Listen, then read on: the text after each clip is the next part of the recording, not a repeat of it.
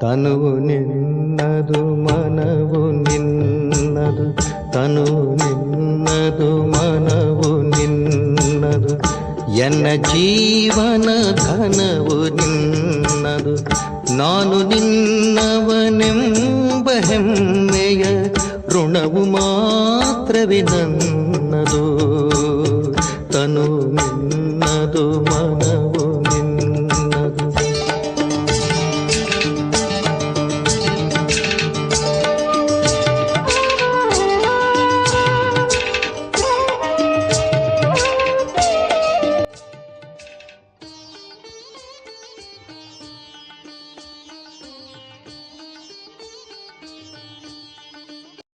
ಓಂ ಶಾಂತಿ. ದಿನಾಂಕ 18/11/2025 ಪ್ರಾತಃ ಮುರಳಿ. ಬಾಪ್ತಾದ ಮಧುಬನ. ಮಧುರ ಮಕ್ಕಳೇ, ನೀವೇ ಸತ್ಯ ಅಲೌಕಿಕ ಜಾದೂಗಾರರಾಗಿದ್ದೀರಿ. ನೀವು ಮನುಷ್ಯರನ್ನು ದೇವತೆಗಳನ್ನಾಗಿ ಮಾಡುವ ಜಾದೂ ತೋರಿಸಬೇಕಾಗಿದೆ. ಶಿವ ಭಗವಾನು ವಾಚ: ಆತ್ಮಿಕ ಮಕ್ಕಳ ಪ್ರತಿ ಆತ್ಮಿಕ ತಂದೆ ಕುಳಿತು ತಿಳಿಸಿಕೊಡ್ತಾರೆ, ನೀವು ಆತ್ಮಿಕ ಮಕ್ಕಳು ಈಗ ಜಾದೂಗಾರಣಿಯರಾಗಿದ್ದೀರಿ. ಆದ್ದರಿಂದ ತಂದೆಯನ್ನೂ ಜಾದೂಗಾರನೆಂದು ಹೇಳ್ತಾರೆ. ಮನುಷ್ಯರನ್ನು ದೇವತೆಗಳನ್ನಾಗಿ ಮಾಡುವಂತಹ ಜಾದೂಗಾರರು ಮತ್ಯಾರೂ ಇರೋದಿಲ್ಲ. ಇದು ಜಾದೂವಾಗಿದೆ ಅಲ್ಲವೇ? ಎಷ್ಟು ದೊಡ್ಡ ಸಂಪಾದನೆ ಮಾಡಿಕೊಳ್ಳುವ ಮಾರ್ಗವನ್ನು ತಿಳಿಸ್ತೀರಿ. ಶಾಲೆಯಲ್ಲಿ ಶಿಕ್ಷಕರೂ ಸಹ ಸಂಪಾದನೆ ಮಾಡೋದನ್ನು ಕಲಿಸ್ತಾರೆ. ವಿದ್ಯೆ ಸಂಪಾದನೆಯಾಗಿದೆಯಲ್ಲವೇ? ಭಕ್ತಿ ಮಾರ್ಗದ ಕಥೆಗಳು, ಶಾಸ್ತ್ರಗಳು ಇತ್ಯಾದಿಗಳನ್ನು ಕೇಳೋದಕ್ಕೆ ವಿದ್ಯಾಭ್ಯಾಸವೆಂದು ಹೇಳೋದಿಲ್ಲ. ಅದರಲ್ಲಿ ಯಾವುದೇ ಸಂಪಾದನೆ ಇಲ್ಲ. ಕೇವಲ ಅದರಲ್ಲಿ ಹಣ ಖರ್ಚಾಗ್ತದೆ. ತಂದೆ ತಿಳಿಸ್ತಾರೆ, ಭಕ್ತಿ ಮಾರ್ಗದಲ್ಲಿ ಚಿತ್ರಗಳನ್ನು ಮಾಡಿಸುತ್ತಾ, ಮಂದಿರಗಳನ್ನು ಕಟ್ಟಿಸುತ್ತಾ, ಭಕ್ತಿ ಮಾಡ್ತಾ ಮಾಡ್ತಾ ನೀವು ಎಷ್ಟೊಂದು ಹಣ ಖರ್ಚು ಮಾಡಿದ್ದೀರಿ. ಶಿಕ್ಷಕರಾದರೂ ಸಂಪಾದನೆ ಮಾಡಿಸ್ತಾರೆ. ಅದರಿಂದ ಜೀವನಾಧಾರವಾಗ್ತದೆ. ನೀವು ಮಕ್ಕಳ ವಿದ್ಯೆ ಎಷ್ಟು ಶ್ರೇಷ್ಠವಾಗಿದೆ. ಎಲ್ಲರೂ ಓದಬೇಕಾಗಿದೆ. ನೀವು ಮಕ್ಕಳು ಮನುಷ್ಯರಿಂದ ದೇವತೆಗಳನ್ನಾಗಿ ಮಾಡುವವರಾಗಿದ್ದೀರಿ. ಆ ವಿದ್ಯೆಯಿಂದ ಬ್ಯಾರಿಸ್ಟರ್ ಇತ್ಯಾದಿ ಆಗಬಹುದು. ಅದು ಕೇವಲ ಒಂದು ಜನ್ಮಕ್ಕಾಗಿ. ಅಂದ ಮೇಲೆ ಎಷ್ಟೊಂದು ಹಗಲು ರಾತ್ರಿನ ವ್ಯತ್ಯಾಸವಿದೆ. ಆದ್ದರಿಂದ ನೀವಾತ್ಮಗಳಿಗೆ ಶುದ್ಧ ನಶೆ ಇರಬೇಕು. ಇದು ಗುಪ್ತ ನಶೆಯಾಗಿದೆ. ಬೇಹದ್ದಿನ ತಂದೆಯದ್ದು ಚಮತ್ಕಾರವಾಗಿದೆ. ಇದು ಎಂತಹ ಆತ್ಮಿಕ ಜಾದೂ ಆಗಿದೆ. ಆತ್ಮವನ್ನು ನೆನಪು ಮಾಡ್ತಾ ಮಾಡ್ತಾ ಸತೋಪ್ರಧಾನರಾಗಬೇಕಾಗಿದೆ. ಹೇಗೆ ಸನ್ಯಾಸಿಗಳು ಹೇಳ್ತಾರಲ್ಲವೇ, ನೀವು ತನ್ನನ್ನು ತಾನು ಕೋಣ ಆಗಿದ್ದೇನೆ ಎಂದು ತಿಳಿಯಿರಿ. ಅವರು ಅದೇ ರೀತಿ ತಿಳಿದುಕೊಂಡು ಕೋಣೆಯಲ್ಲಿ ಕುಳಿತು ಬಿಟ್ಟರು ಮತ್ತು ಹೇಳಿದರು, ನಾನು ಕೋಣ ಆಗಿದ್ದೇನೆ, ನನಗೆ ಕೋಡುಗಳಿವೆ, ಕೋಣೆಯಿಂದ ಹೇಗೆ ಹೊರಬರಲಿ ಎಂದು ಕೇಳಿದರು. ತಂದೆ ತಿಳಿಸ್ತಾರೆ, ನೀವು ಪವಿತ್ರ ಆತ್ಮನಾಗಿದ್ದೀರಿ, ಈಗ ಅಪವಿತ್ರರಾಗಿದ್ದೀರಿ. ಪುನಃ ತಂದೆಯ ನೆನಪು ಮಾಡ್ತಾ ಮಾಡ್ತಾ ನೀವು ಪವಿತ್ರರಾಗ್ತೀರಿ. ಈ ಜ್ಞಾನವನ್ನು ಕೇಳಿ ನರನಿಂದ ನಾರಾಯಣ ಅಥವಾ ಮನುಷ್ಯರಿಂದ ದೇವತೆಗಳಾಗ್ತೀರಿ. ದೇವತೆಗಳದ್ದು ಸಾಮ್ರಾಜ್ಯವಿದೆಯಲ್ಲವೇ? ನೀವು ಮಕ್ಕಳು ಈಗ ಶ್ರೀಮತದಂತೆ ಭಾರತದಲ್ಲಿ ದೈವಿ ಸಾಮ್ರಾಜ್ಯವನ್ನು ಸ್ಥಾಪನೆ ಮಾಡ್ತಿದ್ದೀರಿ. ತಂದೆ ಹೇಳ್ತಾರೆ, ನಾನೀಗ ಯಾವ ಶ್ರೀಮತವನ್ನು ನಿಮಗೆ ಕೊಡ್ತೇನೆ ಅದು ಸರಿಯೋ ಅಥವಾ ಶಾಸ್ತ್ರಗಳ ಮತ ಸರಿಯೋ ನೀವೇ ನಿರ್ಣಯ ಮಾಡಿ. ಗೀತೆ ಸರ್ವಶಾಸ್ತ್ರಮಯಿ ಶಿರೋಮಣಿ ಶ್ರೀಮದ್ ಭಗವದ್ಗೀತೆಯಾಗಿದೆ. ಇದನ್ನು ವಿಶೇಷವಾಗಿ ಬರೆದಿದ್ದಾರೆ. ಅಂದ ಮೇಲೆ ಈಗ ಭಗವಂತನೆಂದು ಯಾರಿಗೆ ಹೇಳೋದು? ಅವಶ್ಯವಾಗಿ ನಿರಾಕಾರ ಶಿವನೆಂದು ಎಲ್ಲರೂ ಹೇಳ್ತಾರೆ. ಅವರ ಮಕ್ಕಳಾದ ನಾವೆಲ್ಲ ಆತ್ಮರು ಸಹೋದರರಾಗಿದ್ದೇವೆ. ಅವರೊಬ್ಬರೇ ತಂದೆಯಾಗಿದ್ದಾರೆ. ಆ ತಂದೆ ತಿಳಿಸ್ತಾರೆ, ನೀವೆಲ್ಲರೂ ಪ್ರಿಯತಮೆಯರಾಗಿದ್ದೀರಿ. ಪ್ರಿಯತಮನಾದ ನನ್ನ ನೆನಪು ಮಾಡ್ತೀರಿ. ಏಕೆಂದರೆ ನಾನೇ ರಾಜಯೋಗವನ್ನು ಕಲಿಸಿದ್ದೆನು. ಇದರಿಂದ ನೀವು ಪ್ರತ್ಯಕ್ಷವಾಗಿ ನರನಿಂದ ನಾರಾಯಣರಾಗ್ತೀರಿ. ನಾವು ಸತ್ಯನಾರಾಯಣನ ಕಥೆಯನ್ನು ಕೇಳುತ್ತೇವೆಂದು ಅವರು ಹೇಳ್ತಾರೆ. ಆದರೆ ಇದರಿಂದ ನಾವು ನರನಿಂದ ನಾರಾಯಣರಾಗ್ತೇವೆ ಎಂಬುದನ್ನು ತಿಳಿದುಕೊಳ್ಳುತ್ತಾರೆಯೇ? ತಂದೆ ನೀವಾತ್ಮರಿಗೆ ಜ್ಞಾನದ 3ನೇ ನೇತ್ರ ಕೊಡ್ತಾರೆ. ಇದರಿಂದ ಆತ್ಮ ಎಲ್ಲವನ್ನೂ ಅರಿತುಕೊಳ್ಳುತ್ತದೆ. ಶರೀರವಿಲ್ಲದೆ ಆತ್ಮ ಮಾತನಾಡಲು ಸಾಧ್ಯವಿಲ್ಲ. ಆತ್ಮಗಳ ನಿವಾಸ ಸ್ಥಾನಕ್ಕೆ ನಿರ್ವಾಣಧಾಮವೆಂದು ಹೇಳಲಾಗ್ತದೆ. ನೀವು ಮಕ್ಕಳು ಈಗ ಶಾಂತಿಧಾಮ ಮತ್ತು ಸುಖಧಾಮವನ್ನೇ ನೆನಪು ಮಾಡಬೇಕಾಗಿದೆ. ಈ ದುಃಖಧಾಮವನ್ನು ಬುದ್ಧಿಯಿಂದ ಮರೆಯಬೇಕಾಗಿದೆ. ಆತ್ಮಕ್ಕೆ ಈಗ ಯಾವುದು ಸರಿ ಯಾವುದು ತಪ್ಪು ಎಂಬ ತಿಳುವಳಿಕೆ ಸಿಕ್ಕಿದೆ. ಕರ್ಮ ಅಕರ್ಮ ವಿಕರ್ಮದ ರಹಸ್ಯವನ್ನೂ ತಂದೆ ತಿಳಿಸಿದ್ದಾರೆ. ತಂದೆ ಮಕ್ಕಳಿಗೆ ತಿಳಿಸಿಕೊಡ್ತಾರೆ ಮತ್ತು ಮಕ್ಕಳೇ ಅರಿತುಕೊಳ್ತೀರಿ. ಅನ್ಯ ಮನುಷ್ಯರು ತಂದೆಯನ್ನೇ ಅರಿತುಕೊಂಡಿಲ್ಲ. ತಂದೆ ತಿಳಿಸ್ತಾರೆ, ಇದೂ ಸಹ ನಾಟಕದಲ್ಲಿ ಮಾಡಲ್ಪಟ್ಟಿದೆ. ರಾವಣ ರಾಜ್ಯದಲ್ಲಿ ಎಲ್ಲ ಕರ್ಮಗಳು ವಿಕರ್ಮಗಳೇ ಆಗ್ತವೆ. ಸತ್ಯಯುಗದಲ್ಲಿ ಕರ್ಮಗಳು ಅಕರ್ಮಗಳಾಗ್ತವೆ. ಅಲ್ಲಿ ಮಕ್ಕಳಾಗುವುದಿಲ್ಲವೇ ಎಂದು ಯಾರಾದರೂ ಕೇಳಿದರೆ ತಿಳಿಸಿ, ಅದಕ್ಕೆ ನಿರ್ವಿಕಾರಿ ಪ್ರಪಂಚವೆಂದು ಕರೆಯಲಾಗ್ತದೆ. ಅಂದ ಮೇಲೆ ಅಲ್ಲಿ ಈ ಪಂಚವಿಕಾರಗಳು ಎಲ್ಲಿಂದ ಬರ್ತವೆ? ಇದು ಬಹಳ ಸರಳ ಮಾತಾಗಿದೆ.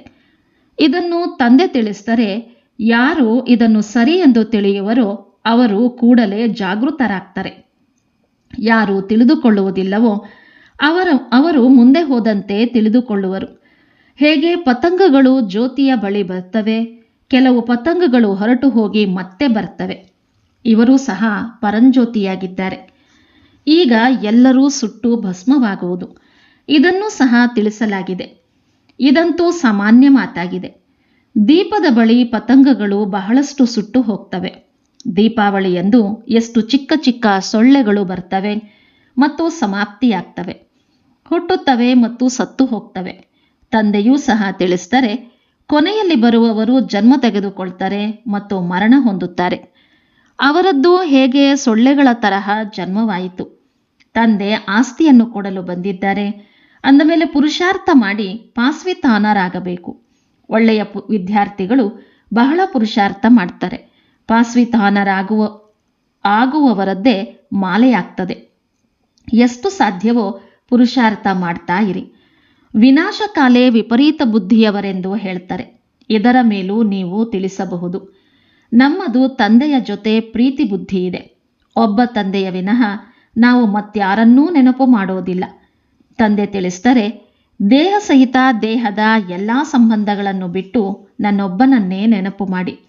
ಹೇ ದುಃಖಹರ್ತ ಸುಖಕರ್ತ ಎಂದು ನೀವು ಭಕ್ತಿ ಮಾರ್ಗದಲ್ಲಿ ಬಹಳ ನೆನಪು ಮಾಡ್ತಾ ಬಂದಿದ್ದೀರಿ. ಅಂದಾಗ ತಂದೆ ಅವಶ್ಯವಾಗಿ ಸುಖ ಕೊಡುವವರಾಗಿದ್ದಾರಲ್ಲವೇ? ಸ್ವರ್ಗಕ್ಕೆ ಸುಖಧಾಮವೆಂದು ಹೇಳಲಾಗ್ತದೆ. ತಂದೆ ತಿಳಿಸ್ತಾರೆ, ನಾನು ಪಾವನರನ್ನಾಗಿ ಮಾಡೋದಕ್ಕಾಗಿಯೇ ಬಂದಿದ್ದೇನೆ. ಯಾವ ಮಕ್ಕಳು ಕಾಮಚಿತೆಯನ್ನೇರಿ ಭಸ್ಮವಾಗಿದ್ದಾರೆಯೋ ಅವರ ಮೇಲೆ ನಾನು ಬಂದು ಜ್ಞಾನದ ಮಳೆ ಸುರಿಸುತ್ತೇನೆ. ನೀವು ಮಕ್ಕಳಿಗೆ ಯೋಗವನ್ನು ಕಲಿಸುತ್ತೇನೆ. ತಂದೆಯನ್ನು ನೆನಪು ಮಾಡಿದರೆ ವಿಕರ್ಮಗಳು ವಿನಾಶವಾಗ್ತವೆ ಮತ್ತು ನೀವು ಪರಿಸ್ಥಾನದ ಮಾಲೀಕರಾಗುವಿರಿ. ಅಂದಾಗ ನೀವು ಸಹ ಜಾದೂಗಾರರಾದಿರಿ. ನಮ್ಮದು ಇದು ಸತ್ಯವಾದ ಜಾದೂಗರಿಯಾಗಿದೆ ಎಂದು ಮಕ್ಕಳಿಗೆ ನಶೆ ಇರಬೇಕು. ಕೆಲವರು ಬಹಳ ಒಳ್ಳೆಯ ಬುದ್ಧಿವಂತ ಜಾದೂಗಾರರಿರ್ತಾರೆ. ಜಾದೂ ಮಾಡಿ ಏನೇನೋ ವಸ್ತುಗಳನ್ನು ಹೊರತೆಗಿತಾರೆ.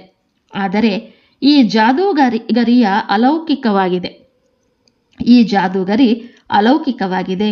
ಅರ್ಥಾತ್ ಇದನ್ನು ಒಬ್ಬ ತಂದೆಯ ವಿನಃ ಮತ್ಯಾರೂ ಕಲಿಸಲು ಸಾಧ್ಯವಿಲ್ಲ. ನಾವು ಮನುಷ್ಯರಿಂದ ದೇವತೆಗಳಾಗುತ್ತಿದ್ದೇವೆಂದು ನಿಮಗೆ ತಿಳಿದಿದೆ. ಈ ಶಿಕ್ಷಣವೇ ಹೊಸ ಪ್ರಪಂಚಕ್ಕಾಗಿ ಇದೆ. ಅದಕ್ಕೆ ಸತ್ಯಯುಗಕ್ಕೆ ಹೊಸ ಪ್ರಪಂಚವೆಂದು ಹೇಳಲಾಗ್ತದೆ. ನೀವೀಗ ಸಂಗಮ ಯುಗದಲ್ಲಿದ್ದೀರಿ. ಈ ಪುರುಷೋತ್ತಮ ಸಂಗಮ ಯುಗ ಯಾರಿಗೂ ತಿಳಿದಿಲ್ಲ. ನೀವೆಷ್ಟು ಉತ್ತಮ ಪುರುಷರಾಗಿದ್ದೀರಿ. ತಂದೆ ಆತ್ಮಗಳಿಗೆ ತಿಳಿಸ್ತಾರೆ. ತರಗತಿಯಲ್ಲಿಯೂ ನೀವು ಬ್ರಾಹ್ಮಣಿಯರು ಕುಳಿತುಕೊಂಡಾಗ ಮೊಟ್ಟ ಮೊದಲಿಗೆ ಸಾವಧಾನ ನೀಡುವುದು ನಿಮ್ಮ ಕರ್ತವ್ಯವಾಗಿದೆ. ಸಹೋದರ ಸಹೋದರಿಯರೇ, ತಮ್ಮನ್ನು ಆತ್ಮನೆಂದು ತಿಳಿದು ಕುಳಿತುಕೊಳ್ಳಿ. ನಾನು ಆತ್ಮ ಈ ಕರ್ಮೇಂದ್ರಿಯಗಳ ಮೂಲಕ ಕೇಳಿಸಿಕೊಳ್ತೇನೆ. 84 ಜನ್ಮಗಳ ರಹಸ್ಯವನ್ನು ತಂದೆ ತಿಳಿಸಿದ್ದಾರೆ. ಯಾವ ಮನುಷ್ಯರು 84 ಜನ್ಮಗಳನ್ನು ತೆಗೆದುಕೊಳ್ತಾರೆ? ಎಲ್ಲರೂ ತೆಗೆದುಕೊಳ್ಳೋದಿಲ್ಲ. ಅದರ ಮೇಲೂ ಸಹ ಯಾರಿಗೂ ವಿಚಾರ ನಡೆಯೋದಿಲ್ಲ. ಏನು ಕೇಳಿದರೆ ಅದನ್ನು ಸತ್ಯವೆಂದು ಹೇಳ್ತಾರೆ. ಹನುಮಂತ ವಾಯುವಿನಿಂದ ಹುಟ್ಟಿದನೆಂದು ಹೇಳಿದರೆ ಅದನ್ನೇ ಸತ್ಯವೆಂದು ನಂಬುತ್ತಾರೆ. ಮತ್ತೆ ಅನ್ಯರಿಗೂ ಸಹ ಇದೇ ಮಾತುಗಳನ್ನು ತಿಳಿಸುತ್ತಾ ಸತ್ಯ ಸತ್ಯವೆಂದು ಹೇಳುತ್ತಿರುತ್ತಾರೆ. ಈಗ ನೀವು ಮಕ್ಕಳಿಗೆ ಸರಿ ತಪ್ಪನ್ನು ಅರಿತುಕೊಳ್ಳುವ ಜ್ಞಾನ ಚಕ್ಷು ಪ್ರಾಪ್ತಿಯಾಗಿದೆ. ಆದ್ದರಿಂದ ಸತ್ಯ ಕರ್ಮವನ್ನೇ ಮಾಡಬೇಕಾಗಿದೆ. ನೀವು ತಿಳಿಸ್ತೀರಿ, ನಾವು ಬೇಹದ್ದಿನ ತಂದೆಯಿಂದ ಈ ಆಸ್ತಿಯನ್ನು ಪಡೆಯುತ್ತಿದ್ದೇವೆ. ನೀವೆಲ್ಲರೂ ಪುರುಷಾರ್ಥ ಮಾಡಿ. ಆ ತಂದೆ ಎಲ್ಲ ಆತ್ಮರ ಪಿತನಾಗಿದ್ದಾರೆ. ಆ ತಂದೆ ನೀವಾತ್ಮರಿಗೆ ತಿಳಿಸಿದರೆ, ಈಗ ನನ್ನ ನೆನಪು ಮಾಡಿ ತನ್ನನ್ನು ಆತ್ಮನೆಂದು ತಿಳಿಯಿರಿ. ಆತ್ಮದಲ್ಲಿಯೇ ಸಂಸ್ಕಾರವಿದೆ. ಸಂಸ್ಕಾರವನ್ನು ತೆಗೆದುಕೊಂಡು ಹೋಗ್ತೀರಿ.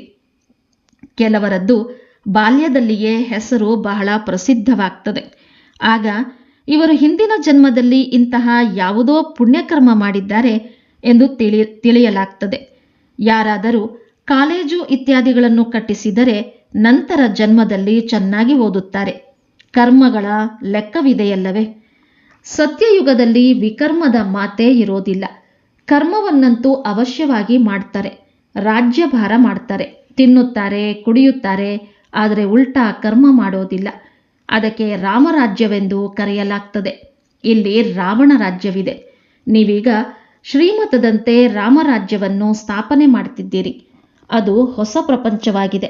ಹಳೆಯ ಪ್ರಪಂಚದಲ್ಲಿ ದೇವತೆಗಳ ನೆರಳು ಸಹ ಬೀಳೋದಿಲ್ಲ. ಲಕ್ಷ್ಮಿಯ ಜಡಚಿತ್ರವನ್ನಿಟ್ಟುಕೊಂಡಾಗ ಅದರ ನೆರಳು ಬೀಳಬಹುದೇ ಹೊರತು ಚೈತನ್ಯ ದೇವತೆಯ ನೆರಳು ಬೀಳಲು ಸಾಧ್ಯವಿಲ್ಲ. ನೀವು ಮಕ್ಕಳು ತಿಳಿದುಕೊಂಡಿದ್ದೀರಿ, ಎಲ್ಲರೂ ಪುನರ್ಜನ್ಮವನ್ನು ತೆಗೆದುಕೊಳ್ಳಲೇಬೇಕಾಗಿದೆ. ಹೇಗೆ ರಾಟೆ ಅರ್ಥಾತ್ ಬಾವಿಯಿಂದ ನೀರು ಹೊರತೆಗೆಯುವ ಒಂದು ವಿಧಿ ಇರುತ್ತದೆಯಲ್ಲವೇ? ಅದು ಸುತ್ತುತ್ತಲೇ ಇರುತ್ತದೆ. ಹಾಗೆಯೇ ಈ ಸೃಷ್ಟಿ ಚಕ್ರವು ಸಹ ಸುತ್ತುತ್ತಿರುತ್ತದೆ. ಇದರ ಮೇಲೆಯೇ ದೃಷ್ಟಾಂತಗಳನ್ನು ತಿಳಿಸಲಾಗ್ತದೆ. ಪವಿತ್ರತೆ ಎಲ್ಲದಕ್ಕಿಂತ ಒಳ್ಳೆಯದಾಗಿದೆ. ಕುಮಾರಿ ಪವಿತ್ರಳಾಗಿರುತ್ತಾಳೆ. ಆದ್ದರಿಂದ ಎಲ್ಲರೂ ಅವರ ಕಾಲಿಗೆ ಬೀಳ್ತಾರೆ. ನೀವು ಪ್ರಜಾಪಿತ ಬ್ರಹ್ಮಕುಮಾರ ಕುಮಾರಿಯರಾಗಿದ್ದೀರಿ. ಬಹಳ ಮಂದಿ ಕುಮಾರಿಯರೇ ಇದ್ದೀರಿ. ಆದ್ದರಿಂದ ಕುಮಾರಿಯರ ಮೂಲಕ ಬಾಣ ಹೊಡೆಸಿದರೆಂದು ಗಾಯನವಿದೆ. ಇದು ಜ್ಞಾನ ಬಾಣವಾಗಿದೆ. ನೀವು ಪ್ರೀತಿಯಿಂದ ಕುಳಿತು ತಿಳಿಸ್ತೀರಿ, ತಂದೆ ಸದ್ಗುರು ಒಬ್ಬರೇ ಆಗಿದ್ದಾರೆ. ಅವರು ಸರ್ವರ ಸದ್ಗತಿದಾತನಾಗಿದ್ದಾರೆ. ಭಗವಾನುವಾಚ ಮನ್ಮನಾಭವ. ಇದು ಮಂತ್ರವಲ್ಲವೇ? ಇದರಲ್ಲಿಯೇ ಪರಿಶ್ರಮವಿದೆ. ತನ್ನನ್ನು ಆತ್ಮನೆಂದು ತಿಳಿದು ತಂದೆಯ ನೆನಪು ಮಾಡಿ. ಇದು ಗುಪ್ತ ಪರಿಶ್ರಮವಾಗಿದೆ. ಆತ್ಮವೇ ತಮೋಪ್ರಧಾನವಾಗಿದೆ, ಮತ್ತೆ ಸತೋಪ್ರಧಾನವಾಗಬೇಕಾಗಿದೆ. ತಂದೆ ತಿಳಿಸಿದ್ದಾರೆ, ಆತ್ಮಗಳು ಮತ್ತು ಪರಮಾತ್ಮ ಬಹಳ ಕಾಲ ಅಗಲಿ ಹೋಗಿದ್ದರು. ಯಾರು ಮೊಟ್ಟ ಮೊದಲಿಗೆ ತಂದೆಯಿಂದ ಅಗಲಿದರೋ ಅವರೇ ಮೊಟ್ಟ ಮೊದಲಿಗೆ ಮಿಲನ ಮಾಡುವರು. ಆದ್ದರಿಂದ ಅಗಲಿ ಹೋಗಿ ಮರಳಿ ಸಿಕ್ಕಿದ ಮಕ್ಕಳೇ ಎಂದು ತಂದೆ ಹೇಳ್ತಾರೆ. ತಂದೆಗೆ ತಿಳಿದಿದೆ ಯಾವಾಗಿನಿಂದ ಭಕ್ತಿಯನ್ನು ಆರಂಭಿಸಿದ್ದೀರಿ ಎಂದು. ಇದು ಅರ್ಧ ಅರ್ಧ ಭಾಗವಾಗಿದೆ. ಅರ್ಧಕಲ್ಪ ಜ್ಞಾನ, ಅರ್ಧಕಲ್ಪ ಭಕ್ತಿ.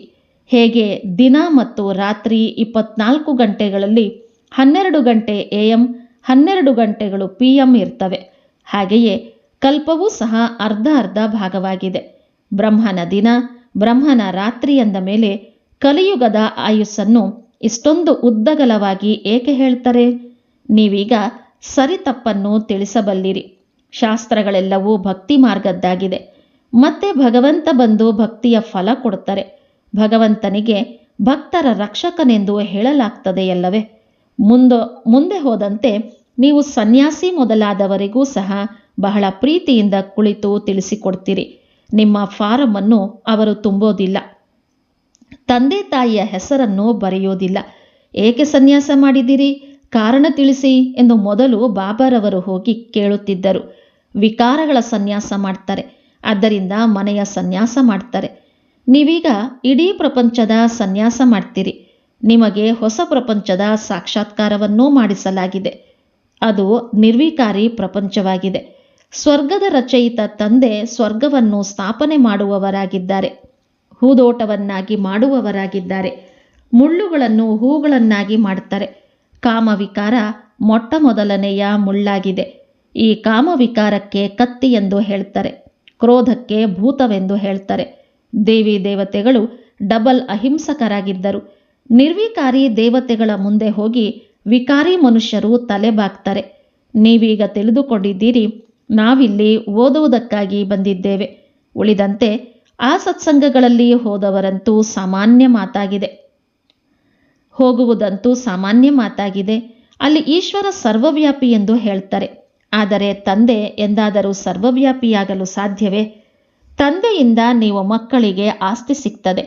ತಂದೆ ಬಂದು ಹಳೆಯ ಪ್ರಪಂಚವನ್ನು ಹೊಸ ಪ್ರಪಂಚ, ಸ್ವರ್ಗವನ್ನಾಗಿ ಮಾಡ್ತಾರೆ. ಕೆಲವರಂತೂ ನರಕವನ್ನು ನರಕವೆಂದು ಒಪ್ಪುವುದೇ ಇಲ್ಲ. ಸಾಹುಕಾರರು ತಿಳಿದುಕೊಳ್ತಾರೆ, ಸ್ವರ್ಗದಲ್ಲೇನಿದೆ, ನಮ್ಮ ಬಳಿಯಂತೂ ಹಣ, ಅಂತಸ್ತು, ಮಹಲು, ವಿಮಾನ ಇತ್ಯಾದಿಗಳೆಲ್ಲವೂ ಇವೆ. ನಮಗಾಗಿ ಇದೇ ಸ್ವರ್ಗವಾಗಿದೆ. ಯಾರು ಕೊಳಕಿನಲ್ಲಿರುತ್ತಾರೆಯೋ ಅವರಿಗೆ ಇದು ನರಕವಾಗಿದೆ. ಆದ್ದರಿಂದ ಭಾರತ ಎಷ್ಟೊಂದು ಬಡ ದೇಶ, ಕಂಗಾಲಾಗಿದೆ. ಈ ಚರಿತ್ರೆ, ಭೂಗೋಳ ಪುನಃ ಪುನರಾವರ್ತನೆಯಾಗುವುದು. ತಂದೆ ನಮ್ಮನ್ನು ಪುನಃ ಡಬಲ್ ಕಿರೀಟಧಾರಿಗಳನ್ನಾಗಿ ಮಾಡುತ್ತಾರೆಂದು ನಮಗೆ ನಶೆ ಇರಬೇಕು. ಭೂತ, ಭವಿಷ್ಯತ್, ವರ್ತಮಾನವನ್ನು ಅರಿತುಕೊಂಡಿದ್ದೀರಿ. ಸತ್ಯ ತ್ರೇತಾಯುಗದ ಕಥೆಯನ್ನು ತಂದೆ ತಿಳಿಸಿದ್ದಾರೆ. ನಂತರ ಮಧ್ಯದಲ್ಲಿ ನಾವು ಕೆಳಗಿಳಿಯುತ್ತೇವೆ. ವಾಮ ಮಾರ್ಗ ವಿಕಾರಿ ಮಾರ್ಗವಾಗಿದೆ. ಈಗ ಪುನಃ ತಂದೆ ಬಂದಿದ್ದಾರೆ. ನೀವು ತಮ್ಮನ್ನು ಸುದರ್ಶನ ಚಕ್ರಧಾರಿ ಎಂದು ತಿಳಿತೀರಿ. ಚಕ್ರವನ್ನು ತಿರುಗಿಸಿ ಇದರಿಂದ ತಲೆ ಕತ್ತರಿಸುತ್ತೀರಿ ಎಂದಲ್ಲ. ಕೃಷ್ಣನಿಗೆ ಚಕ್ರವನ್ನು ತೋರಿಸಿ ಕೃಷ್ಣ ರಾಕ್ಷಸರನ್ನು ಚಕ್ರದಿಂದ ಕೊಂದನೆಂದು ಹೇಳ್ತಾರೆ. ಆದರೆ ಇದು ಸಾಧ್ಯವಿಲ್ಲ. ನೀವು ತಿಳಿದುಕೊಳ್ತೀರಿ, ನಾವು ಬ್ರಾಹ್ಮಣರು ಸ್ವದರ್ಶನ ಚಕ್ರಧಾರಿಗಳಾಗಿದ್ದೇವೆ. ನಮಗೆ ಸೃಷ್ಟಿಯ ಆದಿ, ಮಧ್ಯ, ಅಂತ್ಯದ ಜ್ಞಾನವಿದೆ. ಸತ್ಯಯುಗದಲ್ಲಿ ದೇವತೆಗಳಿಗಂತೂ ಈ ಜ್ಞಾನವಿರೋದಿಲ್ಲ. ಅಲ್ಲಿ ಸದ್ಗತಿ ಇರ್ತದೆ. ಆದ್ದರಿಂದ ಅದಕ್ಕೆ ದಿನವೆಂದು ಹೇಳಲಾಗ್ತದೆ. ರಾತ್ರಿಯಲ್ಲಿಯೇ ಕಷ್ಟವಾಗ್ತದೆ. ಭಕ್ತಿಯಲ್ಲಿ ದರ್ಶನಕ್ಕಾಗಿ ಎಷ್ಟೊಂದು ಹಠಯೋಗ ಇತ್ಯಾದಿಗಳನ್ನು ಮಾಡ್ತಾರೆ. ನೌಧಾ ಭಕ್ತಿ ಮಾಡುವವರು ಪ್ರಾಣತ್ಯಾಗ ಮಾಡುವುದಕ್ಕೂ ತಯಾರಾಗ್ತಾರೆ. ಆದ್ದರಿಂದ ಸಾಕ್ಷಾತ್ಕಾರವಾಗ್ತದೆ. ಡ್ರಾಮಾನುಸಾರ ಅಲ್ಪಕಾಲಕ್ಕಾಗಿ ಇವರ ಇಚ್ಛೆ ಪೂರ್ಣವಾಗ್ತದೆ. ಬಾಕಿ ಈಶ್ವರ ಏನನ್ನೂ ಮಾಡುವುದಿಲ್ಲ. ಅರ್ಧಕಲ್ಪ ಭಕ್ತಿಯ ಪಾತ್ರ ನಡೀತದೆ.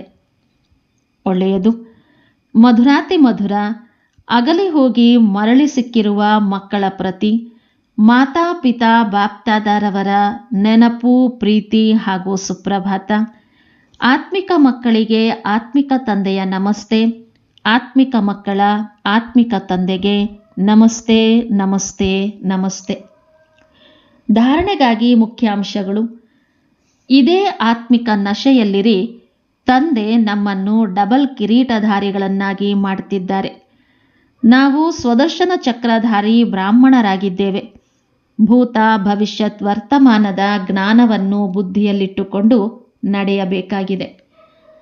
ಪಾಸ್ ವಿತ್ ಹಾನರ್ ಆಗಲು ತಂದೆಯೊಂದಿಗೆ ಸತ್ಯವಾದ ಪ್ರೀತಿಯನ್ನಿಟ್ಟುಕೊಳ್ಳಬೇಕು. ತಂದೆಯ ನೆನಪು ಮಾಡುವ ಗುಪ್ತ ಪರಿಶ್ರಮ ಪಡಬೇಕಾಗಿದೆ. ವರದಾನ: ತಮ್ಮ ಡಬಲ್ ಲೈಟ್ ಸ್ವರೂಪದ ಮೂಲಕ ಬರುವಂತಹ ವಿಘ್ನಗಳನ್ನು ಪಾರು ಮಾಡುವಂತಹ ತೀವ್ರ ಪುರುಷಾರ್ಥಿ ಭವ. ಬರುವಂತಹ ವಿಘ್ನಗಳಿಂದ ಆಯಾಸಗೊಳ್ಳುವ ಅಥವಾ ಹೃದಯ ವಿದೀರ್ಣರಾಗುವ ಬದಲು ಸೆಕೆಂಡ್ನಲ್ಲಿ ಸ್ವಯಂನ ಆತ್ಮಿಕ ಜ್ಯೋತಿ ಸ್ವರೂಪ ಮತ್ತು ನಿಮಿತ್ತ ಭಾವದ ಡಬಲ್ ಲೈಟ್ ಸ್ವರೂಪದ ಮುಖಾಂತರ ಸೆಕೆಂಡ್ನಲ್ಲಿ ಹೈ ಜಂಪ್ ಹಾಕಿಬಿಡಿ. ವಿಘ್ನರೂಪಿ ಕಲ್ಲನ್ನು ಒಡೆಯೋದರಲ್ಲಿ ಸಮಯ ಕಳೆಯಬೇಡಿ. ಜಂಪ್ ಮಾಡಿ ಮತ್ತು ಸೆಕೆಂಡ್ನಲ್ಲಿ ಪಾರಾಗಿ. ಸ್ವಲ್ಪ ವಿಸ್ಮೃತಿಯ ಕಾರಣ ಸಹಜ ಮಾರ್ಗವನ್ನು ಪರಿಶ್ರಮವಾಗಿ ಮಾಡಿಕೊಳ್ಳಬೇಡಿ. ನಿಮ್ಮ ಜೀವನದ ಭವಿಷ್ಯ ಶ್ರೇಷ್ಠ ಗುರಿಯನ್ನು ಸ್ಪಷ್ಟವಾಗಿ ನೋಡುತ್ತಾ ತೀವ್ರ ಪುರುಷಾರ್ಥಿಗಳಾಗಿ. ಬಾಪ್ದಾದ ಮತ್ತು ವಿಶ್ವ ನಿಮ್ಮನ್ನು ಯಾವ ದೃಷ್ಟಿಯಿಂದ ನೋಡ್ತಿದೆ ಅದೇ ಶ್ರೇಷ್ಠ ಸ್ವರೂಪದಲ್ಲಿ ಸದಾ ಸ್ಥಿತರಾಗಿರಿ. ಸುವಾಕ್ಯ: ಸದಾ ಖುಷಿಯಾಗಿರಿ ಮತ್ತು ಖುಷಿಯನ್ನು ಹಂಚಿರಿ. ಇದೇ ಎಲ್ಲಕ್ಕಿಂತಲೂ ದೊಡ್ಡ ಹೆಮ್ಮೆಯಾಗಿದೆ. ಅವ್ಯಕ್ತ ಸೂಚನೆ: ಅಶರೀರಿ ಅಥವಾ ವಿದೇಹಿ ಸ್ಥಿತಿಯ ಅಭ್ಯಾಸ ಹೆಚ್ಚಿಸಿ. ಈಗ ಸಂಘಟಿತ ರೂಪದಲ್ಲಿ ಒಂದೇ ಶುದ್ಧ ಸಂಕಲ್ಪ ಎಂದರೆ ಏಕರಸ ಸ್ಥಿತಿ ತಯಾರು ಮಾಡುವ ಅಭ್ಯಾಸ ಮಾಡಿ. ಆಗಲೇ ವಿಶ್ವದಲ್ಲಿ ಶಕ್ತಿ ಸೇನೆಯ ಹೆಸರು ಪ್ರಸಿದ್ಧವಾಗುವುದು. ಯಾವಾಗ ಬೇಕೋ ಆಗ ಶರೀರದ ಆಧಾರ ತೆಗೆದುಕೊಳ್ಳುವುದು ಹಾಗೂ ಯಾವಾಗ ಬೇಕೋ ಆಗ ಶರೀರದ ಆಧಾರ ಬಿಟ್ಟು ತಮ್ಮ ಅಶರೀರಿ ಸ್ವರೂಪದಲ್ಲಿ ಸ್ಥಿತರಾಗುವುದು. ಹೇಗೆ ಶರೀರ ಧಾರಣೆ ಮಾಡಿದ್ದೀರಿ ಅದೇ ರೀತಿ ಶರೀರದಿಂದ ಭಿನ್ನ ಆಗಿಬಿಡಿ. ಇದೇ ಅನುಭವ ಅಂತಿಮ ಪರೀಕ್ಷೆಯಲ್ಲಿಯೂ ಫಸ್ಟ್ ನಂಬರ್ ತರುವ ಆಧಾರವಾಗಿದೆ. ಇಂದಿನ ಮುರಳಿಯ ಪ್ರಶ್ನೋತ್ತರ: ಒಳ್ಳೆಯ ಪುರುಷಾರ್ಥಿ ವಿದ್ಯಾರ್ಥಿಗಳ ಲಕ್ಷಣಗಳೇನು?